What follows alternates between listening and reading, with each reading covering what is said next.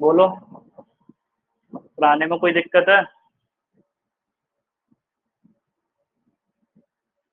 सत्य भाई अनम्यूट करके बोल सकते हो, विश्वास भाई अनम्यूट करके बोल सकते हो।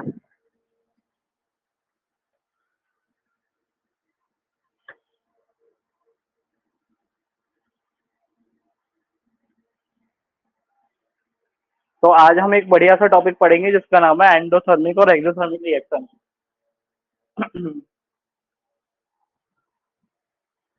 ठीक है। आज हम बढ़िया सा टॉपिक पढ़ेंगे जिसका नाम है एंडोथर्मिक और एक्सोथर्मिक रिएक्शन। हमने कैरेक्टरिस्टिक्स देखा था। पहला कैरेक्टरिस्टिक्स था चेंज इन स्टेट, दूसरा था चेंज इन कलर, और तीसरा था हमारा इवोल्यूशन ऑफ गैस, चौथा था चेंज इन टेम्परेचर। बट लेकिन इसको पढ़ने से पहले हमारे इसमें दो टॉपिक आते हैं, एंडोथर्मिक रिएक्शन और एक्सोथर्मिक रिएक्शन। अब देखो, एंडोथर्मिक और एक्सोथर्मिक का नाम कैसे रखा गया। एक दिन क्या हुआ था कि यूपी बिहार के लोग थे। एक फैमिली में दो मेंबर थे। एक फैमिली में दो भाई थे, ठीक है। अब उसका क्या हुआ कि उन दोनों के नाम थे सेम। एक का नाम था थर्मिक और दूसरे का नाम भी था थर्मिक। अब वो दोनों भाई एक ग्राउंड में बैठे थे, सैड, एकदम उदास तरीके से। तो मैं उधर से गुजर रहा था। ध्यान से सुनना, ठीक है। अब मैंने उनसे पूछा कि कैसे हो, तो उन्होंने पहले चरण स्पर्श किए, पैर पैर छुए एंड उनको मैंने आशीर्वाद वगैरह दिया, ठीक है। तो उन्होंने मैंने उनसे पूछा कि भाई क्यों साइड बैठे हो तुम दोनों। तो बोलते हैं सर जी हमारे दोनों के नेम सेम है। हमारे पिताजी बुलाते हैं इसको तो हमारे पिताजी बुलाते हैं इसको तो मैं चले जाता हूँ। अगर मुझे बुलाते हैं तो ये चला जाता है, और अगर किसी को बुलाते हैं तो कोई नहीं आता। इसी वजह से हम पर रोज डांट पड़ती है। तो मैंने कहा कि उसका कोई सॉल्यूशन तुमने निकाला कि नहीं। तो मैं गया फिर इन दोनों के घर, इनके पिताजी से मिलने। तो जैसे मैं इनके घर चला गया तो इनके पिताजी से मैंने बात करी कि हाँ जी बताइए कि क्या दिक्कत आ रही है। तो मैंने उनके चरण स्पर्श किए, वो उनसे बड़े हैं इस वजह से। तो उन्होंने बताया कि देखो सर, कि जब भी मैं इसको बुलाता हूँ तो ये भाग के आता है, जबकि मेरे को इसका काम था। और जब भी मैं इसको बुलाता हूँ तो ये भाग के आ जाता है। अगर मैं किसी एक को बुलाऊं तो कोई नहीं आता। तो फिर मैंने उनसे दो क्वेश्चन किए कि आप मेरे को इतना बता दो कि इन दोनों में क्या अलग है। तो उन्होंने बताया कि ये जो है, पहला जो थर्मिक है, अगर हम इसको ए नाम दे रहे, सपोज लेट कर लिया मैंने इसको ए और इसको बी।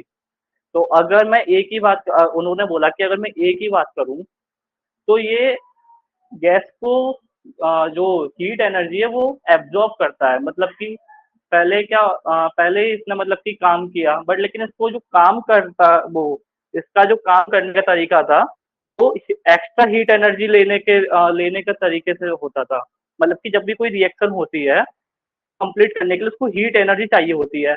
इसका एक डिफरेंस उन्होंने बताया, फिर मैंने पूछा कि इसका एक डिफरेंस बताओ। तो इन्होंने कहा कि ये कंप्लीट तो कर दे लेकिन ये हीट देता है, मतलब कि गर्मी फैलाता है अपनी चारों साइड सराउंडिंग। तो उन्होंने कहा ठीक है, मतलब कि ये लेता है हीट, जब तक इसका कंप्लीट रिएक्शन नहीं हुई तब तक ये हीट लेता रहेगा। जैसे कंप्लीट रिएक्शन हो जाएगी तो हीट एब्जॉर्ब नहीं करेगा और ये हीट को छोड़ता है क्योंकि इसके पास ज्यादा हीट एनर्जी है। मैंने कहा ये भी ठीक है। तो मैंने फिर पूछा कि अंकल जी दूसरा रीजन बताओ।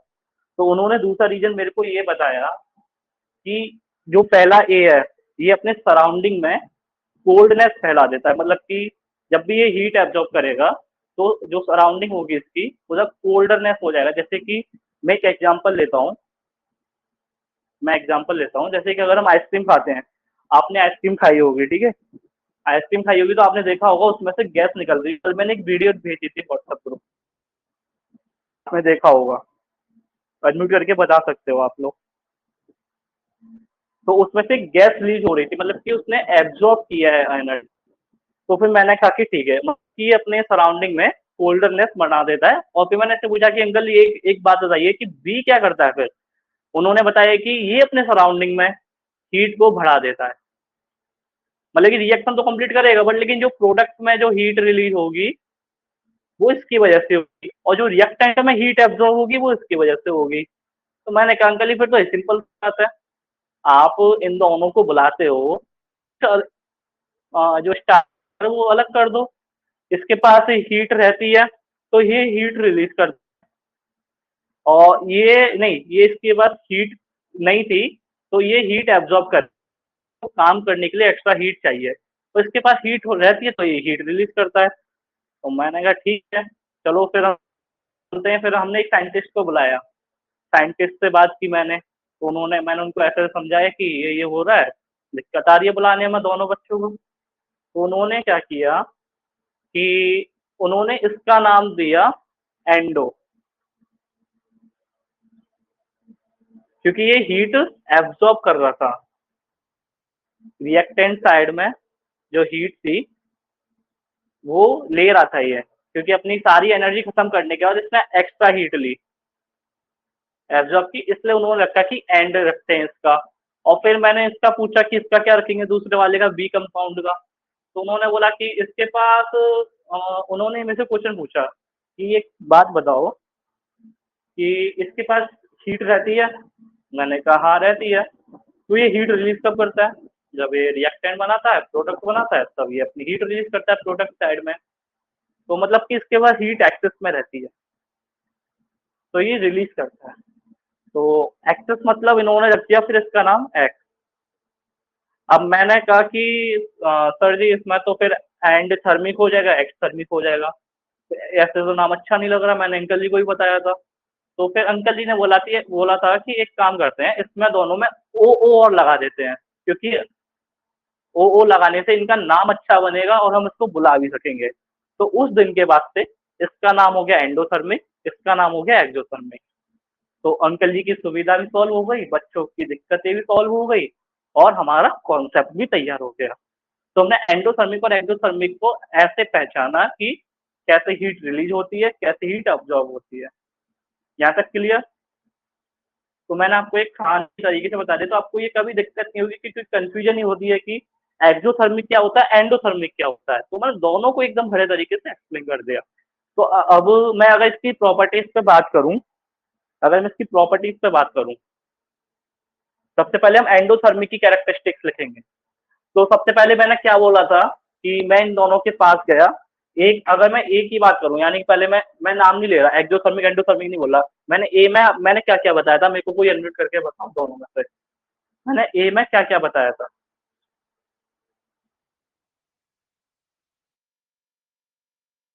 करके बता ना, ऐसे नहीं चैटिंग करके नहीं, अनम्यूट करके जल्दी जल्दी लेक्ट कॉन्सेप्ट भी होता है, क्योंकि अगर मैं ऐसे टाइपिंग करके देखूंगा तो घंटों लग जाएंगे फिर मेरे को भी। एक मिनट ना, थोड़ा नेटवर्क इशू हो रहा है मेरी तरफ भी।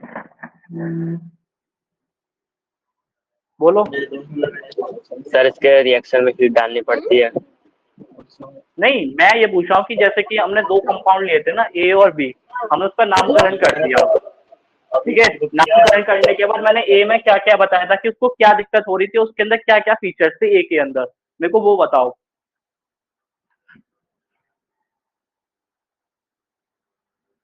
मैंने एक सर कंपाउंड का नाम ए लिया था प्रोडक्ट ए, और बी, ए दूसरे का लिया था बी। तो मैंने अंकल जी से पूछा कि इन दोनों में क्या क्या फीचर्स है, तो उन्होंने दोनों के फीचर्स बता दिए। फिर मैं साइंटिस्ट के पास गया, मैंने उनको ये दोनों चीज बताई। दोनों चीज बताने के बाद फिर उन्होंने मेरे को नामकरण दे दिया, इसका नाम रख दिया एक्सो और इसका नाम रख दिया एंडो। अब मेरे को इन दोनों के बेसिस पे मेरे को बताओ कि मैंने क्या क्या प्रॉपर्टीज बताई थी स्टार्टिंग में। कोई भी बताओ, विश्वास या सत्य में से कोई भी बताओ।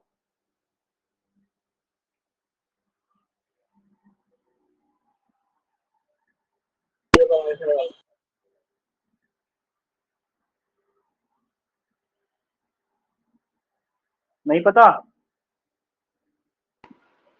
सर आपने बताया कि एक प्रोडक्ट बनाता है मगर वो हीट को अब्जॉर्ब करके ना उसमें एक कैरेक्टरिस्टिक है। ठीक है, और बी वाले में?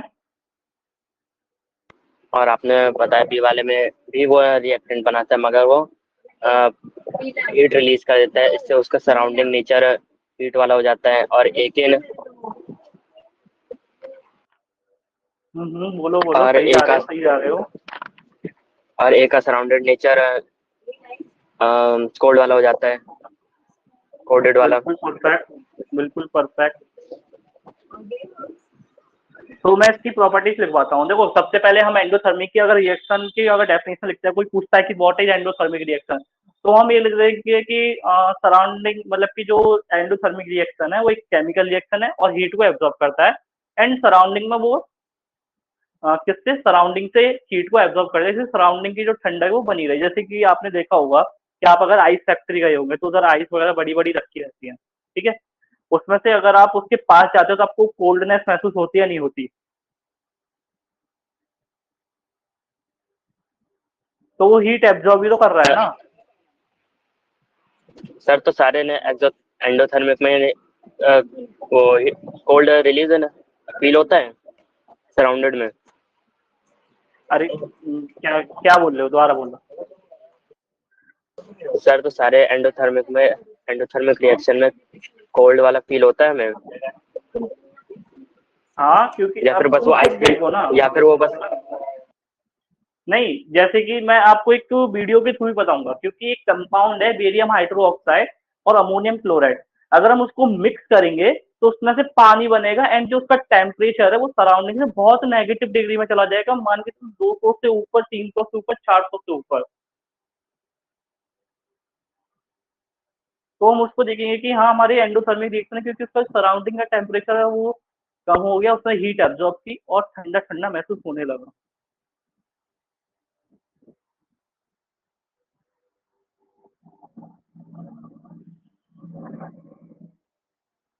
समझ आ रहा है? Yes sir. ठीक है, तो मैं इसकी कैरेक्टरिस्टिक्स लगा, देखो डेफिनेशन तो यही है कि हीट एब्जॉर्ब करेगा फ्रॉम इट सराउंडिंग में से, एक ही केमिकल रिएक्शन। और डेफिनेशन में कोई दिक्कत आनी नहीं चाहिए कि मैंने एकदम बढ़िया तरीके से स्टोरी के बिहेव पे आपको दोनों चीज समझा दी है। अगर आगे से कोई पूछे कि एंडोथर्मिक और एक्सोथर्मिक में क्या डिफरेंस है, तो तुम ये बताना कि एंडोथर्मिक में सराउंडिंग से हीट एब्जॉर्ब होती है और एक्सोथर्मिक में सराउंडिंग में हीट रिलीज होती है। सेकंड पॉइंट ये बता देना कि जो हमारा रिएक्शन है एंडोथर्मिक में, जब तक हमारी रिएक्शन कंप्लीट नहीं होगी तब तक उसके पास एक्स्ट्रा एनर्जी नहीं होगी, क्योंकि वो अपनी एनर्जी यूज करने के बाद वो बाहर से एक्स्ट्रा एनर्जी एब्जॉर्ब करेगा, तब जाके हमारा प्रोडक्ट कंप्लीट होगा। यहाँ तक क्लियर? Yes sir. और अगर कोई एक्सोथर्मिक की बात करे तो बोल देना कि सर ये तो अपनी रिएक्टेंट में एनर्जी लगा देगा, बट जो प्रोडक्ट बनेगा उसमें से एनर्जी और रिलीज कर देगा।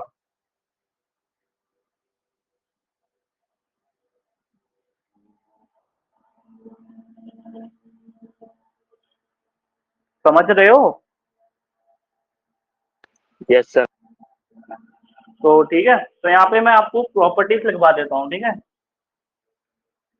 फिर मैं इसके एक एक एग्जांपल दूंगा दोनों के। सबसे पहले हम एंडोथर्मिक की बात करेंगे, ठीक है। अभी मैं एंडोथर्मिक को और डिटेलिंग में बताऊंगा, ऐसा नहीं है कि मैंने वो बताया स्टोरी बताई तो आप तो उसको आपने समझ लिया, तो ऐसा नहीं। मैं इसको एनर्जी लेवल डायग्राम रह गया अभी, तो एनर्जी लेवल डायग्राम है। अब इसके कम से कम क्यों रिएक्टेंट ज्यादा, सॉरी, प्रोडक्ट क्यों ज्यादा एनर्जी करता है रिएक्टेंट से एंडोथर्मिक में, और इसका उल्टा एक्सोथर्मिक में होता है, ठीक है। सबसे पहले हम एंडोथर्मिक की बात करेंगे, ठीक है। एंडोथर्मिक रिएक्शन में पहला कैरेक्टरिस्टिक्स कौन सा था, की कैरेक्टरिस्टिक्स, ये हीट एब्जॉर्ब करेगा from it surrounding,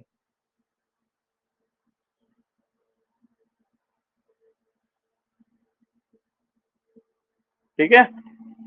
heat absorb from it surrounding. भाई मेरी वॉइस अगर बीच बीच में छूट रही तो मेरे को बताओ पहले, बीच बीच वॉइस बीच बीच में लैग कर रही है।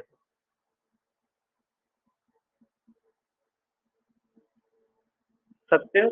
वॉइस लैग कर रही है मेरी? नो सर, सही आ रही है। हाँ तो भाई अपना नेटवर्क देखो, नेटवर्क प्रॉब्लम होगा तुम्हारा।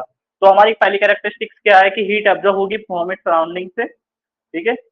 और हम ये भी कह सकते हैं during the reaction. During the reaction मैं आपको बताता हूँ कैसे। सपोज ये हमारा एक है ए एलिमेंट जो कि सॉलिड है, प्लस इसने अपनी पूरी एनर्जी खर्च कर ली, इधर एक्स्ट्रा एनर्जी, ठीक है। एक्स्ट्रा एनर्जी के बाद तब हमारा यहाँ पे प्रोडक्ट बनेगा। मतलब कि ये समझ लो कि एंडोथर्मिक में रिएक्टेंट साइड में एक्स्ट्रा एनर्जी लगेगी, प्रोडक्ट साइड में कोई एक्स्ट्रा एनर्जी एब्जॉर्ब नहीं होगी, ओनली फॉर रिएक्टेंट साइड, ठीक है। यस। ठीक है। अब सेकंड की कैरेक्टरिस्टिक्स है जो उसका टेम्परेचर है वो सराउंडिंग का डिक्रीज कर देगा। और कोई पूछे कि एंडोथर्मिक में टेम्परेचर क्या रहेगा, तो सेकंड पॉइंट ये है कि टेम्परेचर डिक्रीज कर जाएगा सराउंडिंग में और वो कूलिंगनेस बढ़ा देगा।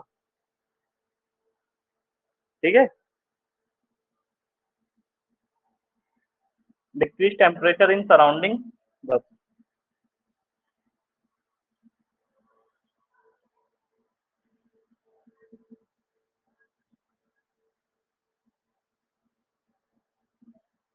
और थर्ड पॉइंट हमारा आता है जो प्रोडक्ट है वो ज़्यादा एनर्जी लेता है रिएक्टेंट से। तो मैं ये वाला पॉइंट एकदम क्लियर तरीके से समझाऊंगा कि अगर कोई स्कूल में पूछे तो आप बता पाओ एकदम जो सवाल में।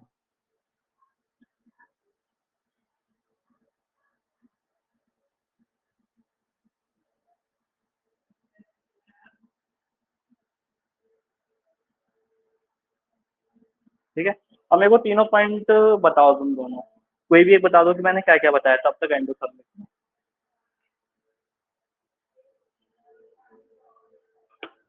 ठीक है,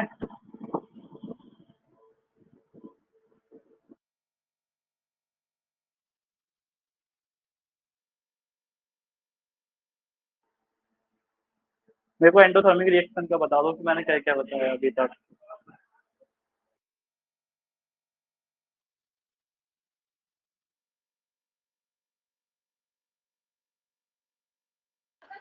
सर आपने बताया हीट अब्सॉर्ब होती है सराउंडिंग से ड्यूरिंग द रिएक्शन, और उसमें टेम्परेचर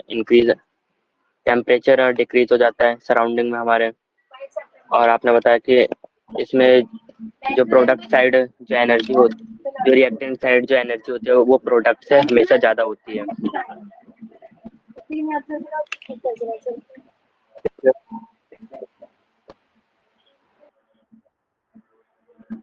नहीं, इसका तुमने उल्टा बोला लास्ट वाला, प्रोडक्ट की एनर्जी ज्यादा होती है रिएक्टेंट से। Product have more energy than reactant. Sir reactant की ज़्यादा होगी ना? नहीं, प्रोडक्ट की मैं अभी तुमको बताऊंगा कैसे ज्यादा होगी प्रोडक्ट की, उसी को ही मैं समझूंगा, इसी को ही मैं समझाऊंगा। ठीक है, प्रोडक्ट की कैसे ओके ज्यादा सर। होगी। देखो, मैं अगर तुमने बोला कि रिएक्टेंट की ज्यादा होगी, हाँ मैं एग्री करता हूँ कि मैंने ये पहली बार देखा था कि मेरे को भी ऐसा लगा था कि रिएक्टेंट की ज्यादा होगी, बट लेकिन मैंने अगर इस पर स्टडी की तो तब मेरे को पता चला कि ये जो रिएक्शन है वो दो फेस में टूट रही है, ब्रेक हो रही है। A plus B that gives product. Overall product हमारा ज्यादा बन रहा है रिएक्टेंट से। अगर हम देखें दोनों को ऑब्जर्व करें दोनों रिएक्शन का तो हमारा ऑलवेज प्रोडक्ट ज्यादा होगा। तो सबसे पहले हमने ये देखा था कि एंडोथर्मिक रिएक्शन में जब कभी भी अगर हम रिएक्शन पूरी कराएंगे तो रिएक्टेंट को हीट एक्स्ट्रा चाहिए होगी।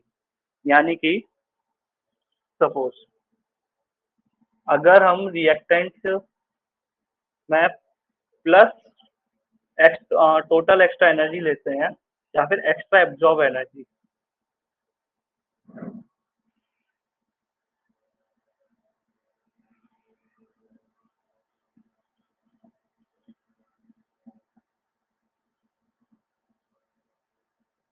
तो ये हमारा जो प्रोडक्ट में बनेगा वो रिएक्टेंट से ज्यादा बनेगा। ठीक है, मोर टोटल एनर्जी हो जाएगा। अब तुम देख सकते हो, मैं बताता हूँ एक एग्जाम्पल। सपोज हमने इधर लिया 50 यूनिट। ठीक है, और हमने एक्स्ट्रा एब्जॉर्ब कितनी एनर्जी ली, क्योंकि उसने सारी एनर्जी कट कर दी, हमको एक्स्ट्रा और लेनी पड़ रही है। हमने ले ली इस पर 40। तो जो हमारा प्रोडक्ट बनेगा वो हमारा 90 का बनेगा, 90 यूनिट का। तो अगर तुम इससे मैच करोगे तो 50 ग्रेटर देन 90 है, 50 ज्यादा है 90 से या फिर 90 ज्यादा है 50 से। बोलो, 50 ज्यादा 90 से या सर 90 ज्यादा 90। 50 से। सर 90 ज़्यादा है 50 से। तो फिर वही ना, अगर हम 40 की बात करें तो 40 ज्यादा है 90 से या फिर 90 ज्यादा है 40 से। सर 90 ज़्यादा है 40। तो फिर वही ना कि ये हमारी रिएक्टेंट साइड में एनर्जी कम रहती है प्रोडक्ट साइड से, तो हमारी प्रोडक्ट की एनर्जी ज्यादा होगी रिएक्टेंट साइड से।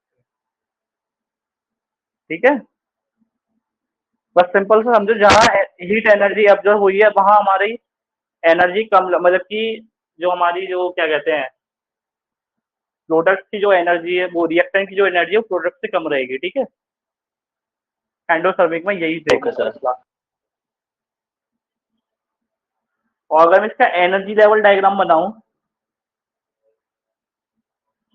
एनर्जी लेवल डायग्राम से और क्लियरिटी आएगी, इससे नहीं आ रही तो एनर्जी लेवल डायग्राम से।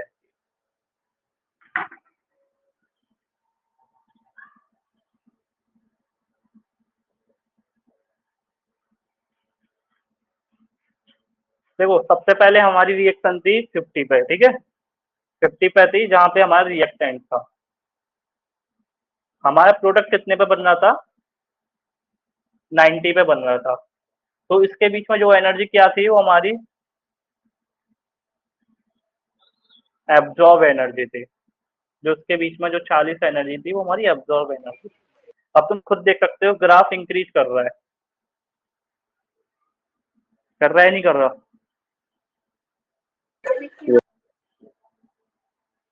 कर रहा है या नहीं कर रहा? सत्य? सर एब्जॉर्ब एनर्जी हमारी एक्स्ट्रा एनर्जी हो गई ना? हाँ, एब्जॉर्ब एनर्जी हमारी एक्स्ट्रा एनर्जी होगी एंडोथर्मिक में, रिएक्टेंट साइड पर जो हमारी एनर्जी लगती है। Okay sir. ठीक है, तो यहाँ तक ये एनर्जी लेवल डायग्राम क्लियर है। तो भी पूछे एनर्जी लेवल डायग्राम बना के दिखाओ, तो रिएक्टेंट साइड नीचे, रिएक्टेंट साइड में हमारी 50 थी, और अगर कोई पूछे कि हमारी प्रोडक्ट इतना बन रहा है, तो जो हमारा एब्जॉर्ब एनर्जी होगा वो हमारा 40 होगा। ठीक है,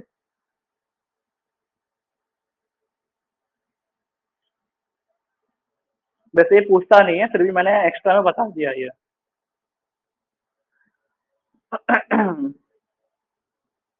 ओके, यस। अब मैं इसका एक एग्जांपल लेता हूँ, बहुत इंपॉर्टेंट, और ये आपने रियल लाइफ में देखा होगा। फोटोसिंथेसिस पढ़ा है? Photosynthesis, yes. फोटोसिंथेसिस का जो हमारी केमिकल इक्वेशन होती है वो हमारी ये होती है 6CO2 plus 6H2O, H12 6CO2 plus 6H2O to give glucose C6H12O6 बनता है प्लस O6। प्लस इसमें से ऑक्सीजन रिलीज कर जाती है। ठीक है, ऑक्सीजन गैस रिलीज कर जाएगी, तब जाके हमारे फोटोसिंथेसिस है। अब देखो तुमने क्या देखा होगा, जब भी हमारे फोटोसिंथेसिस होता है तो उसमें से प्लांट में पानी मिलता है, वो उससे अपनी उसकी जड़ मजबूत होती है। इतना देख, इतना ठीक है। बट लेकिन उसमें हीट एनर्जी भी तो होती है, सन की लाइट रेस, एक्स्ट्रा एनर्जी उसमें रिएक्टेंट साइड में होती है, तभी तो उसमें से फल फ्रूट आते हैं प्लांट्स में। Yes sir. तो उसने क्या किया, रिएक्टेंट साइड में उसने लाइट एनर्जी एक्स्ट्रा ले ली, तब जाके ये हमारा ग्लूकोज का फॉर्मूला बना। सर लाइट एनर्जी तो हमारी वो हो गई ना, फोटोलिटिक एनर्जी। फोटो, हाँ तो उसने एब्जॉर्ब की है ना लाइट एनर्जी, सन की लाइट एनर्जी यस बोल सर। रहा हूँ, सन की रेज एब्जॉर्ब की है ना। Yes sir. रिएक्टेंट साइड में उसने सन की रेज एब्जॉर्ब की है, इसलिए उसका एंडोथर्मिक रिएक्शन में इसका एग्जांपल होता है। अगर हाँ ये पेपर में आ सकता है, क्योंकि जब मैं पेपर दे रहा था तो मेरे सामने ये रिएक्शन आई थी। मेरे पास पेपर तो है, बट लेकिन उसमें से कुछ क्वेश्चन कराऊंगा जब ये चैप्टर कंप्लीट हो जाएगा। ठीक है, मेरे सामने ये पूरी रिएक्शन आई थी, मेरे को इतना याद नहीं है, बट हाँ मैं ये करके आया था।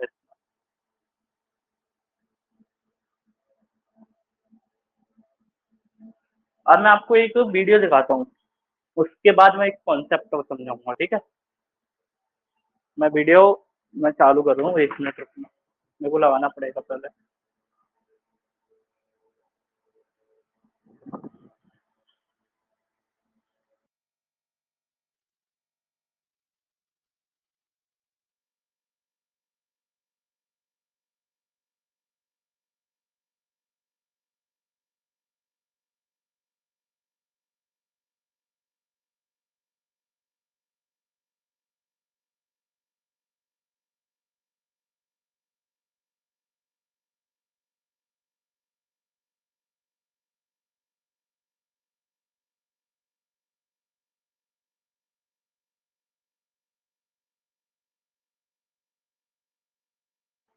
स्क्रीन विजिबल है?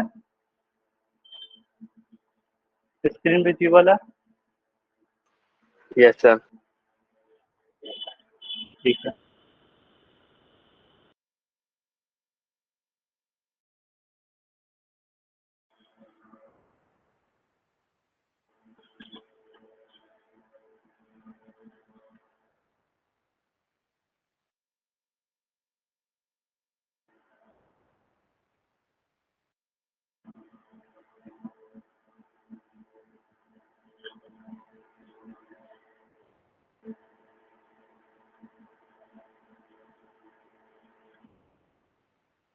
एक मिनट रुकना।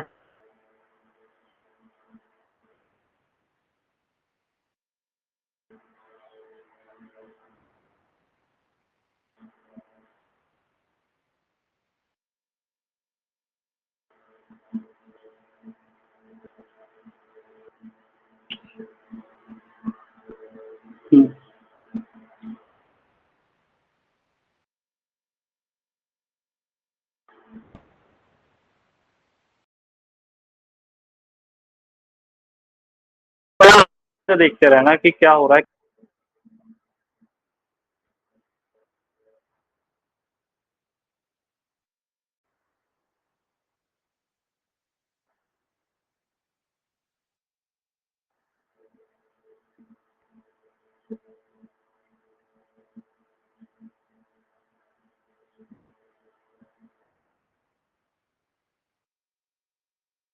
देखना ठीक है, ध्यान से देखना ठीक है।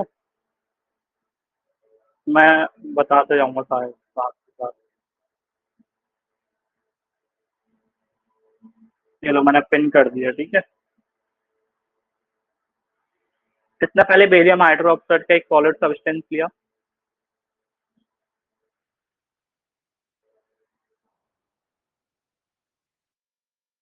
इसमें वाटर भी मिला हुआ है।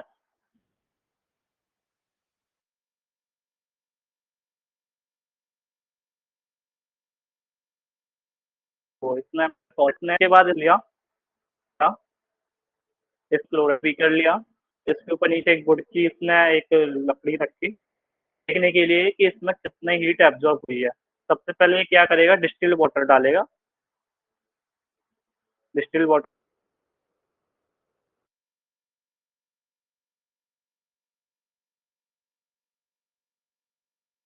का ये इसमें कितनी हीट एनर्जी एब्जॉर्ब होती है, देख रहे हो ना ध्यान से। यस। ठीक है देखो, अब ये क्या करेगा,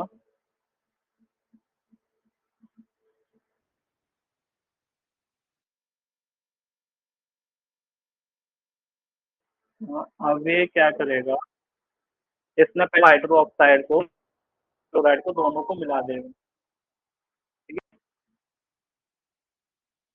इससे क्या होता है, मैं तो कुछ शांत हो जाता हूँ तब तक तुम इसे आराम से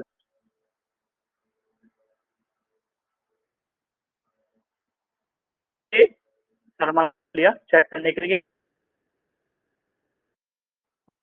अभी मिक्स कर सर रहा है। आपकी आवाज है ना, कट कट के आ रही है। क्या, दोबारा सर आपकी बोलो। आवाज कट कट के आ रही है।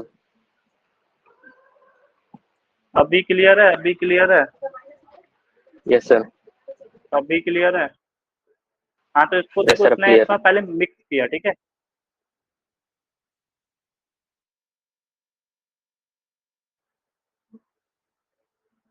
अब जैसे ये मिक्स करेगा तो पहले ये तुमको टेम्परेचर देखो, -33 डिग्री सेल्सियस टेम्परेचर दिख रहा नहीं दिख रहा, -33 degree Celsius temperature. Yes sir.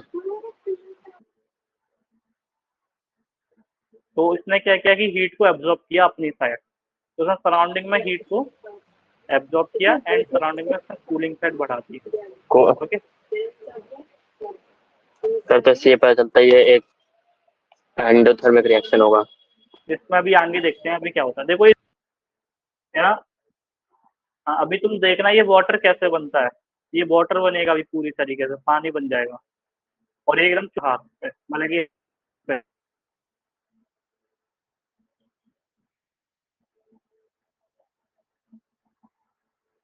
देखो ये धीरे पानी बनते हुए दिख रहा है ना, धीरे धीरे पानी बन रहा है ये, दिख रहा है। अब इसका टेम्परेचर देखो, यस सर। 173 168 degree Celsius.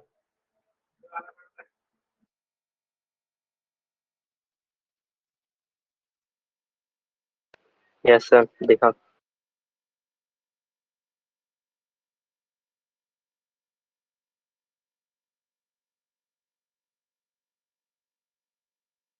ठीक है, यहाँ पे इसने -168 डिग्री सेल्सियस तक इसने टेम्परेचर ले लिया, ठीक है। और मैं इसको भी वीडियो को चालू कर,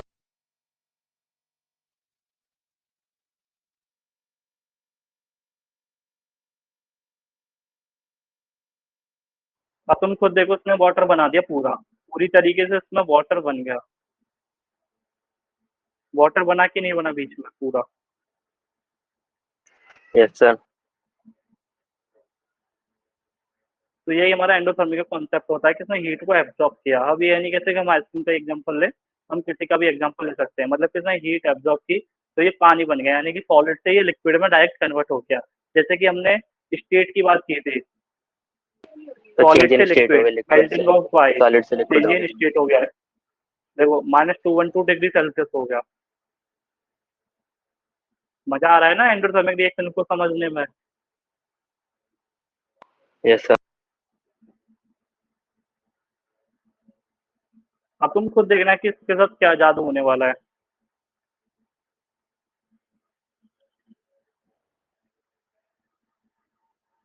जैसे ही अब इसने रिएक्शन को कंप्लीट की, ये लास्ट में एक टेम्परेचर है।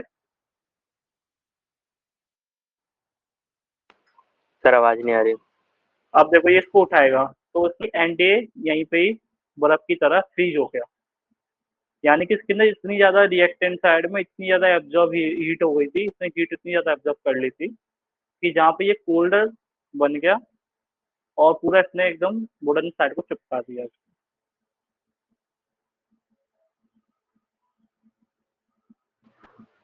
ओके सर, समझ गए। एंडोथर्मिक रिएक्शन का एकदम बढ़िया एग्जांपल समझ आ गया ना? Yes sir. कोई दिक्कत इस टॉपिक में? अब नो सर। कैसी भी, क्योंकि देखो ये स्कूल वाले नहीं बताएंगे, ये हमको खुद समझना पड़ता है। बस स्कूल वाले डेफिनेशन बता देते हैं और बाकी का हमको खुद देखना पड़ता है, ठीक है। तो अब मैं लिखवा यस देता सर। हूँ इम्पोर्टेंट बातें। तो सबसे पहले हमारा आता है, हमने क्या क्या सॉल्यूशन लिया था मेरे को बताना। हमने क्या क्या कंपाउंड लिए थे मेरे को एक बार बताओ। सर हमने लिया बेरियम हाइड्रोक्साइड, ठीक है, उसके बाद और उसके बाद हमने लिया एल्युमिनियम, एल्युमिनियम क्लोराइड। एल्युमिनियम नहीं, ammonium chloride, ammonium NaCl2। Chloride. ठीक है, याद रखना ही है।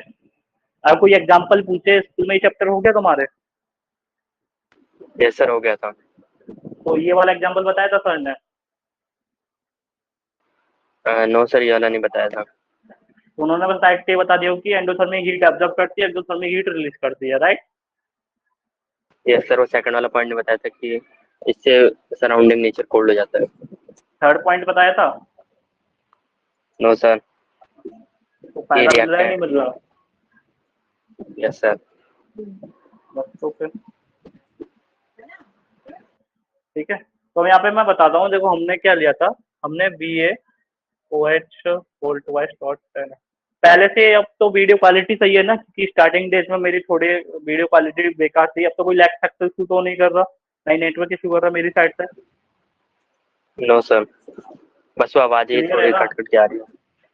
अभी भी आ रही है कट कट के?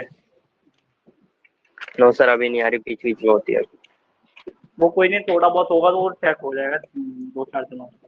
अब देखो तो इसने क्या होगा सर। किया, बेरियम बेरियम हाइड्रोक्साइड और 10H2 को पहले सॉलिड कंपाउंड लिया, एंड साथ में इसने NH4 अमोनियम क्लोराइड का एक और सॉलिड कंपाउंड लिया। उसने क्या किया, उसने इसको मिक्स किया। तो इसको मिक्स करने के बाद हमारा जो प्रोडक्ट साइड में बना, वो एक तो बेरियम क्लोराइड बना, प्लस साथ में अमोनिया गैस रिलीज हुई। यानी कि उसने कोल्डर साइड को ठंडे करने के लिए उसने गैस को छोड़ा, ठीक है। इसने पहले बेरियम क्लोराइड का कंपाउंड बना दिया, प्लस इसने अमोनिया गैस निकाली, और इसने एंड में पानी बना दिया। पूरे कंपाउंड को उसने पानी बना दिया, तब जाके ये हमारा पूरा प्रोडक्ट बना। इसने हीट एक्स्ट्रा ली थी, ठीक है ना?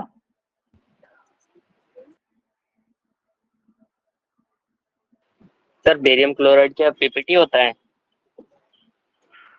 नहीं, एक सॉलिड कंपाउंड होता है, पीपीटी वो होता है जो बच जाता है इनसॉल्युबल सॉलिड में। इंसॉल्युबल पीपीटी वाला हम पढ़ेंगे, हम पीपीटी वाला पढ़ेंगे इसके बाद फॉर्मेशन ऑफ प्रेसिपिटेशन, जो हमारा टॉपिक है। पहले हम डबल डिस्प्लेसमेंट पढ़ेंगे एंड देन उसके बाद पीपीटी पढ़ेंगे, क्योंकि जो मेरा सीक्वेंस है इसके बाद पढ़ाने का मैं पढ़ाऊंगा सिर्फ डबल डिस्प्लेसमेंट, क्योंकि डबल जब तक हम फॉर्मेशन ऑफ प्रेसिपिटेशन तब तक नहीं पढ़ सकते तो हमको डबल डिस्प्लेसमेंट रिएक्शन समझ नहीं आ जाती। और तुमने देखा होगा टाइप्स ऑफ केमिकल रिएक्शन में, उसमें डबल डिस्प्लेसमेंट के बाद ही हमारा प्रेसिपिटेट का पार्ट दे रखा है। Okay sir.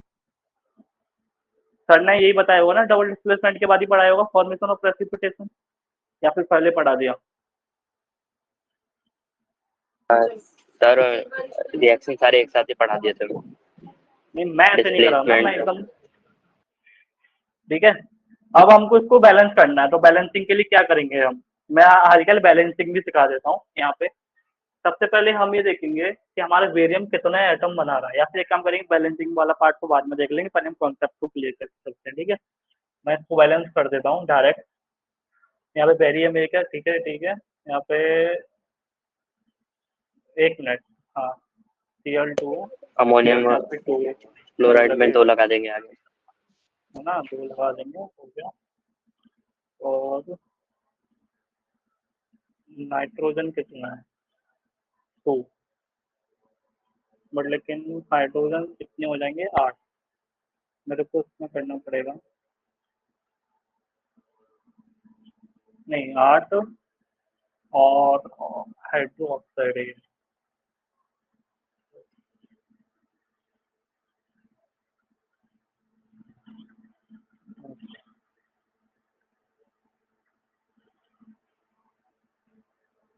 बहुत 10H2 20 20 और ये कितने हो गए, 8 8, यहाँ पे कितने हो गए, 18 6 16 19 20 6 हो जाएगा और 20। एक मिनट, मैंने यहाँ पे कुछ गलत लिख दिया, हाँ 8H2 होगा, तभी मैं सोचूं रिएक्शन बैलेंस क्यों नहीं हो गई। यहाँ पे 16 हो गया, 16 और हमारा 8 कितना हो गया, 24 24 हाइड्रो ऑक्साइड है वो है 24। अगर हम दस लगाते हैं, 3 और 6, हाँ ठीक है, मेरा 10H2 हो जाएगा, क्योंकि इसमें हाइड्रोजन के ये 2 गिन लिए, 4 4 टू जा 8, 8 टू जा 16, 16 और 16 और 8 कितना हो गया, 24 24 और ये 2 हाइड्रोजन के थ्रू 26। तो हमने क्या किया, यहाँ पे 3 हाइड्रोजन ऑलरेडी थे, हमने इसको 2 लिख दिया और इधर हमने 10H2O का वाटर बना दिया। ठीक है, ये हमारी इक्वेशन बैलेंस हो गई। बट हमको यहाँ पे एक एक इम्पोर्टेंट पॉइंट याद रखना है कि जो बेरियम हाइड्रोक्साइड और H2O है और जो अमोनियम क्लोराइड है, दोनों सॉलिड है, सॉलिड सॉलिड पार्टिकल है। ठीक है, ओके, दोनों सॉलिड है। अब उसके बाद हम जब इन दोनों को मिक्स करेंगे तो उसमें एक रिएक्शन रिलीज एब्जॉर्ब होगी, हीट एब्जॉर्ब होगी, जो जो हमारा जो कंपाउंड है उसने सॉलिड को लिक्विड में कन्वर्ट कर दिया, यानी कि हमारी स्टेट चेंज ऑफ स्टेट हमारे यहाँ पे फॉलो करता है। तो हमारा पीछे वाला भी रिवाइज होगी, कैसे हमने चेंज ऑफ स्टेट को देखा कि हमारा सॉलिड से लिक्विड बना और उसने एकदम उसको फ्रीज कर दिया। ये वाला पार्ट क्लियर हो गया ना। अब हम चलते हैं एक्सोथर्मिक में। यस। एक्सोथर्मिक में मैंने क्या क्या बताया था, ये बात बता दूंगा। एक्सोथर्मिक में मैंने क्या क्या बताया था,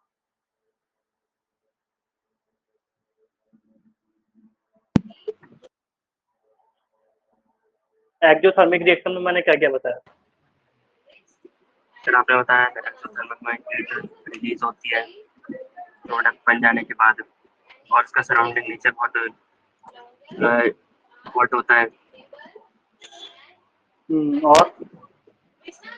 और आपने बताया कि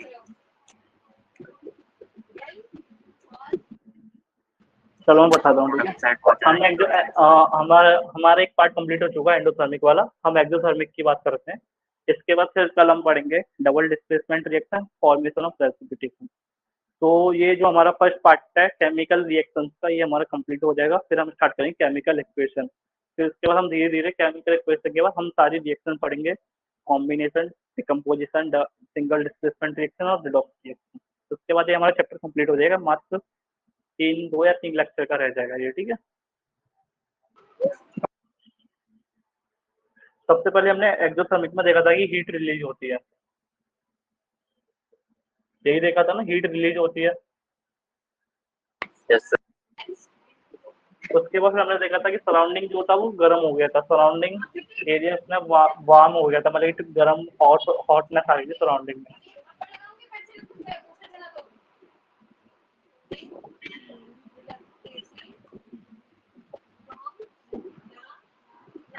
ठीक है, दूसरा ये था। तीसरा था कि जो एनर्जी ऑफ प्रोडक्ट था वो लेस देन था रिएक्टेंट से। अपना माइक म्यूट कर लो क्योंकि रिकॉर्डिंग चल रही है, ये यूट्यूब पे अपलोड होगी, तो कोई डिस्टर्बेंस नहीं होना चाहिए। Okay sir. ठीक है, अब हमने एंडोथर्मिया में क्या देखा था कि जो रिएक्टेंट्स की एनर्जी थी वो कम थी प्रोडक्ट से, यानी प्रोडक्ट की एनर्जी ज़्यादा थी रिएक्टेंट से, हमने ये एंडोथर्मिक में देखा था। बट लेकिन हमारे यहाँ पे अपोजिट है, जो प्रोडक्ट है वो लेस एनर्जी प्रोवाइड करता है रिएक्टेंट से, यानी कि प्रोडक्ट छोटा है रिएक्टेंट से, यानी कि रिएक्टेंट की एनर्जी ज़्यादा होती है प्रोडक्ट में। ठीक है, क्योंकि इस बार हीट एनर्जी प्रोडक्ट से रिलीज होगी, तो इसलिए उसमें प्रोडक्ट में कंपाउंड ब्रेक होंगे, एंड उसमें जो भी कंपाउंड होगा सर उसमें जो एनर्जी होगी वो, एक मिनट,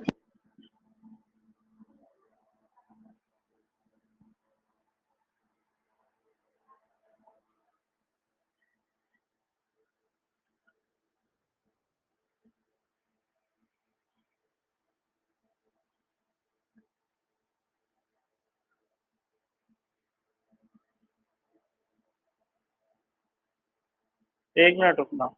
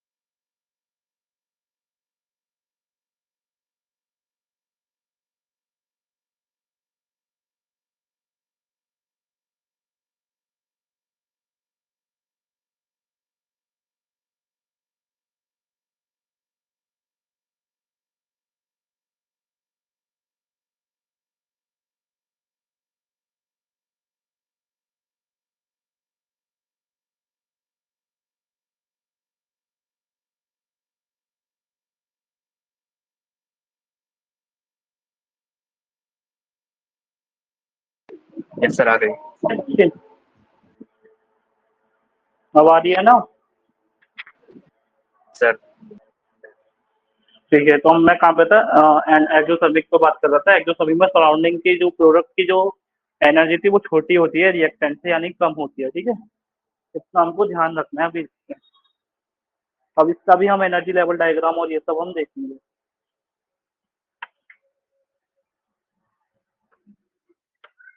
एक मिनट।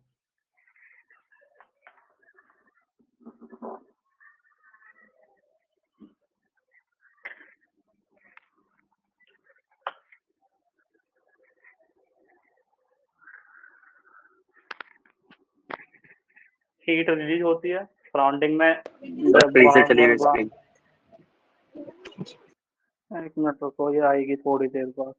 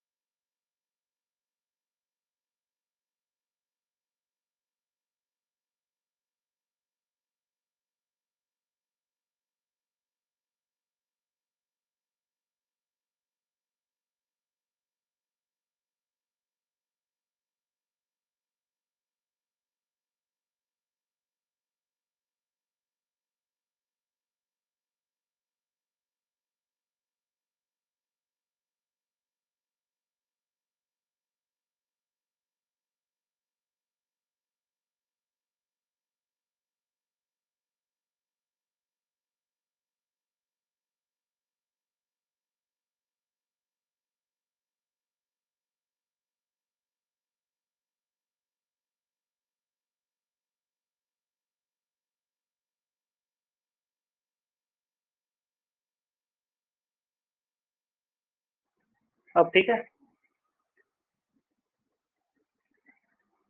अब ठीक है ना? Yes sir. हाँ तो ठीक है, अब नहीं जाएगी। हमने क्या क्या देखा एक्सोथर्मिक में हीट रिलीज होती है। सेकंड हमने पॉइंट देखा था कि सराउंडिंग हमारा गर्म हो जाता है, ठीक है, सराउंडिंग बिकम वार्मर।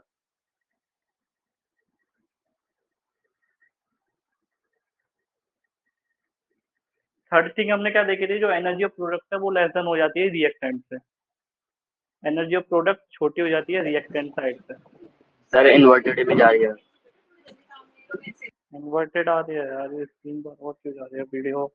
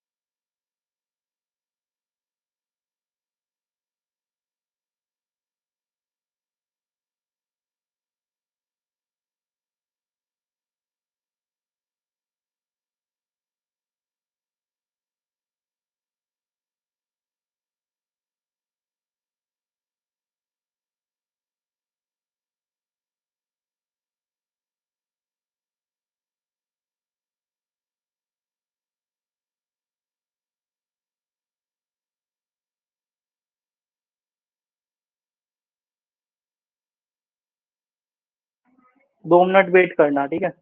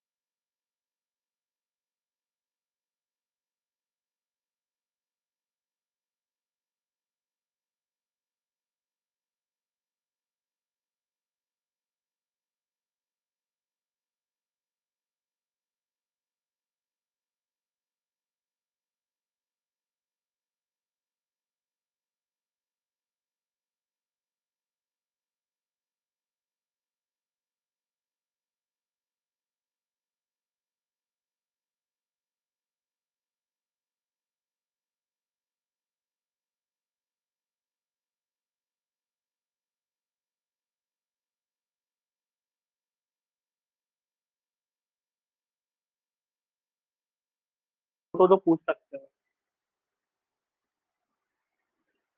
थोड़ा ये मोबाइल थोड़ा हैंग कर गया, इसमें भी हीट एब्जॉर्ब कर लिया बहुत ज़्यादा। कोई डाउट है तब तक के लिए सर ये पूछ भी है। लो। हाँ, नो सर, नो सर, कोई डाउट नहीं है। पुराना तक क्लियर है सारा, अभी तक जो पढ़ा है वो सब क्लियर समझ आ रहा है? सर एक क्वेश्चन था। बताओ। सर केमिकल केमिकल रिएक्शन के लिए कौन सी नेसेसरी कंडीशन है? क्या? दोबारा बोलो। केमिकल रिएक्शन को परफॉर्म करने के लिए कौन सी नेसेसरी कंडीशन होती है? केमिकल रिएक्शन को परफॉर्म करने के लिए कौन सी नेसेसरी कंडीशन होती है? केमिकल रिएक्शन बनाने के लिए यस सर। भाई वो तो हमको गिवन होगी ना। केमिकल रिएक्शन उसमें हमको स्टेट के अकॉर्डिंग देखना पड़ेगा ना, तभी तो हमारे केमिकल रिएक्शन बनेंगे। अब अगर मैं क्वेश्चन देता हूँ कि यही वाला ले लेते हैं कि when barium hydroxide is react to ammonium chloride, then इसका प्रोडक्ट बन रहा है बेरियम क्लोराइड प्लस इसमें से अमोनियम गैस रिलीज हो रही है, then 10H2O, write a chemical equation and balance them. इस टाइप के क्वेश्चन आते हैं तुम्हारे टेंथ में। हमको रिएक्शंस देखना पड़ेगा कि केमिकल रिएक्शंस कहाँ से बन रही है, बट हाँ ये है कि हमको रिएक्टेंट और प्रोडक्ट साइड को हमको बैलेंस करना पड़ेगा। हमको इक्वेशन खुद हमको रिएक्शन दी जाती है ना, हम ये थोड़ी ना कहते कि अपने मन से थोड़ी ना बना देते, क्योंकि एग्जाम में क्वेश्चन में रिएक्शन गिवन होगी पहली बार। इंग्लिश टाइप में लिखी होगी, ऐसा नहीं है कि हमको रिएक्शंस लिख के दे दे, वो हमको समझाएगा क्वेश्चन कि हमको ये प्रोडक्ट लगाना है, रिएक्टेंट में ये लिखना है। सबसे पहले हमको कंपाउंड का पता होना चाहिए कि कौन सा कंपाउंड क्या होता है रिएक्शंस बनाने के लिए। जब हम कार्बन एंड कंपाउंड पढ़ेंगे तो हमको उसका पता चलेगा कि हाँ कार्बन कौन सा, नाइट्रोजन कौन सा, अमोनियम कैसे बन रहा है, आयंस क्या होते हैं, ये सब।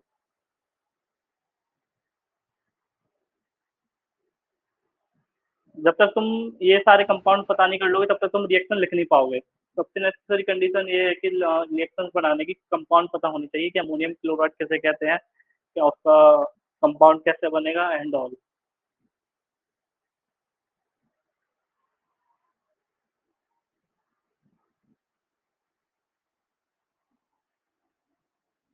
ठीक है। Yes sir. सर ने तो कंपाउंड बताया होगा ना, कंपाउंड बनाना कैसे, कंपाउंड बनाते हैं कैसे, हमको पता चला है कि अमोनियम क्लोराइड का यही बनेगा NH4Cl, या फिर सोडियम हाइड्रोक्साइड का NaOH बनेगा। सर ने बताया या नहीं बताया? यस सर, बताया। वैलेंसी ने क्रॉस मल्टीप्लाई करके। क्रॉस मल्टीप्लाई करने से नहीं होगा, बैलेंस ही देखो, आयंस बराबर होनी चाहिए पहली बात। आयंस बराबर होनी चाहिए, यानी कैटायन एनायन दोनों बराबर होने चाहिए। यस सर, दूसरे वाले के पास जितने नहीं है उसको गेन या फिर लूज करके करते हैं। क्या क्या? दूसरे के पास अगर आयंस नहीं है तो हम उसको दे के बॉन्ड बनाते हैं। दूसरे के एक पास कंप्लीट आयंस ऑक्टेट रूल नहीं है। करते हैं।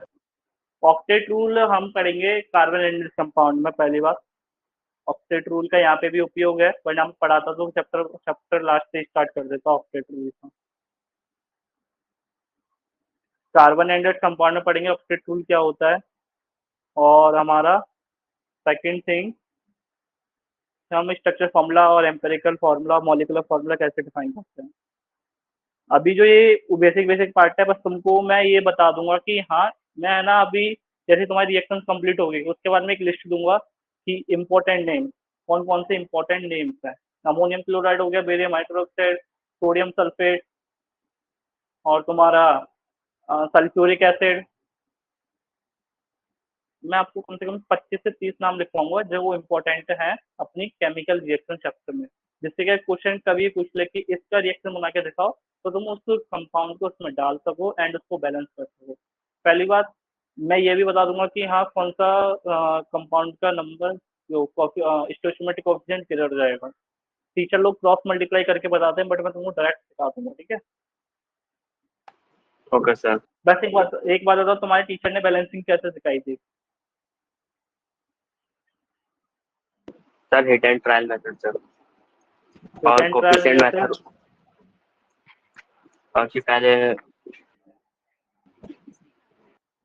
पहले स्टेप 1 में ये लिखा हुआ अ, है कि सारे कंपाउंड को अलग लिखो एंड उसके सामने उसका जो कोफिशिएंट है वो लिख दो। यस सर, उसके बाद उन सबको बॉक्स में डालो, फिर एक चार्ट बनाओ जिसमें रिएक्टेंट साइड कितने आइटम्स है और प्रोडक्ट साइड कितने आइटम्स है, फिर उन को बराबर करो। दोनों को बराबर करो, उसको मल्टीप्लाई करो पहले कि हाँ दोनों साइड बराबर हो जाए, फिर एंड देन रिएक्शन में चिपका दो। यस यही आता है अभी तक तुमको? इसके आगे कुछ तो नहीं आता इसके अलावा और कुछ? सर, कोफिशिएंट मेथड भी आता है। कोफिशिएंट मेथड जैसे? सर, जितने भी हमारे पास कंपाउंड बन रहे हैं रिएक्टेंट और प्रोडक्ट साइड, उन सबको लेट ए बी एंड सी कर दो। उसके बाद उन सबको ना लिख दो और लास्ट में कोई से भी को वन लेके ना पूरा सॉल्व कर दो। दोबारा बोलो, मैं तुम्हारी वॉइस थोड़ी मेरे को सुनाई नहीं दी, दोबारा बोलो।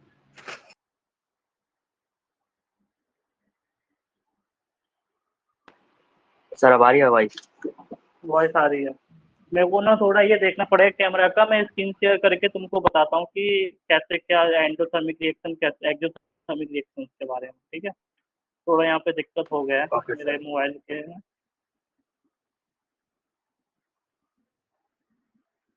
सर, तुम जैसे क्लास अब बताओ करते ये रहे, वो कोफिशिएंट। डाटा खत्म हो गया।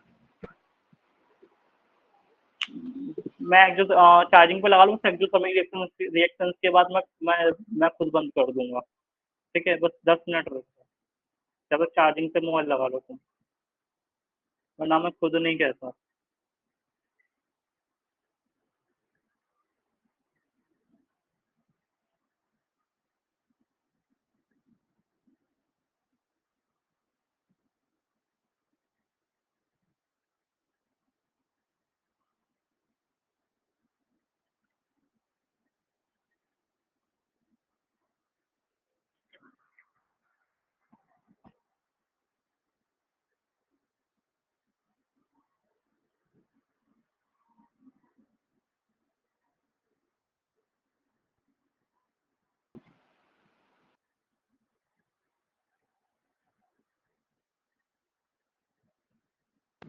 सर, एक्सेप्शन होगा। और ये वाला बताना, ये तुम नहीं बताओगे, सत्य तुम नहीं बताओगे, ये बताएगा विश्वास। You mix a white powder, क्योंकि मैंने इसका एग्जांपल देखा चुका हूँ लाइफ के थ्रू। दिखाया था नहीं दिखाया था सबसे? यस ये विश्वास ही बताएंगे भाई। You mix a white powder, तुमने मिक्स किया व्हाइट पाउडर को with colourless solid in a beaker. Colourless यानी इसका कोई कलर नहीं है, ट्रांसपेरेंट है। विद इन 30 सेकेंड बाद जो बीकर है वो कोल्ड हो गया। डेट उसकी वाटर ड्रॉपलेट्स है वो फॉर्म हो गई आउटर सर्फेस में, यानी सरफेस के बाहर। तो अगर तुम बीकर को टच करते हैं तो वो इट फील्स लाइक आइस, मतलब कि वो ठंडा हो जाता है। तो उसमें ये बताओ कि इज एनर्जी एब्जॉर्ब और release, what kind of reaction might this be? मेरे को ये बताओ, एनर्जी एब्जॉर्ब हो रही है, रिलीज हो रही है? और इसमें कौन सी रिएक्शन यूज हुई है? What kind of reaction might this B?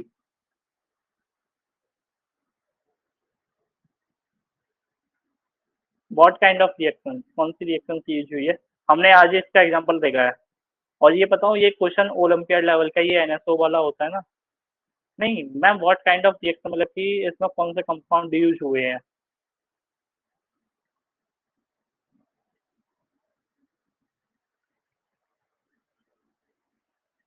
सबसे तुम बताओ। सर, पहले तो ये एंडोथर्मिक रिएक्शन हो गया ठीक है, दूसरा? और इसमें एनर्जी ने अब्सॉर्ब हो गई। और कंपाउंड कौन कौन से यूज हुए थे?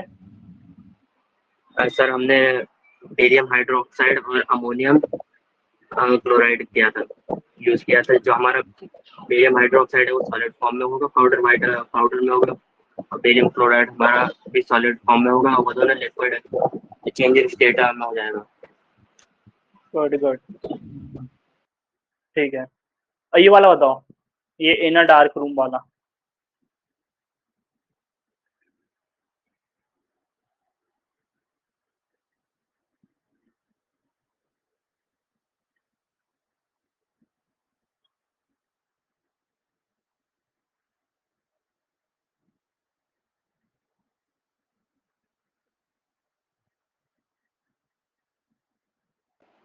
सर एक्सोथर्मिक है। एक्सो है एंडो है?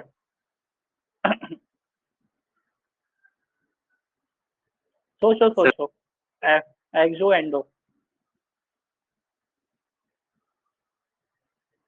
विश्वास, रिप्लाई। सकते हो? सर एक्सोथर्मिक है। ठीक है, गुड। तो यहाँ पे हमारा कंप्लीट हो चुका है एंडोथर्मिक और एक्सोथर्मिक। इसमें कोई भी दिक्कत हो तो पूछो, अदरवाइज हम क्लास को एंड करते हैं। ये कुछ केस वेस क्वेश्चन है, मैं पीडीएफ अपलोड कर दूंगा, तो ये तुमको करके आने हैं, ठीक है? बस ओके मेरा एक जो लास्ट टॉपिक था वो लेटेंट हीट का रह गया था, वरना उसके बाद ये सिंपल सा था। इसको मैं समझा तो देता, बट लेकिन हमारे पास टाइम नहीं है, तो हम कल इसको कंटिन्यू करेंगे। लेटेंट हीट पढ़ेंगे और उसके बाद डबल डिस्प्लेसमेंट रिएक्शन करेंगे, क्योंकि हमको हमारा जो प्रेसिपिटेशन है वो हमारा डबल डिस्प्लेसमेंट के बाद ही आएगा। ठीक है, ये हमारा डबल डिस्प्लेसमेंट का पार्ट हो गया। इसमें फिर हम ये सब पढ़ेंगे, प्रेसिपिटेशन रिएक्शन, न्यूट्रलाइजेशन रिएक्शन और गैस फॉर्मेशन, क्योंकि ये दोनों हमारे एसिड बेस में आते हैं। सॉरी, न्यूट्रलाइजेशन हमारा एसिड बेस में आता है, प्रेसिपिटेशन तो हमारा फर्स्ट चैप्टर में आ जाता है। और गैस फॉर्मेशन हमने देख लिया था तीसरा वाला, क्योंकि हमारी प्रोड्यूसेस जो होती है गैस, इवोल्यूशन ऑफ गैस हमने देखा था ना, गैस प्रोड्यूस होती है।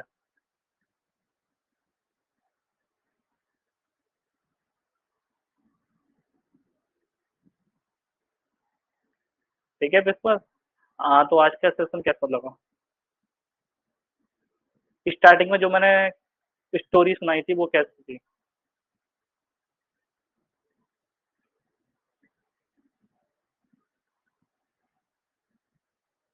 स्टोरी कैसी लगी?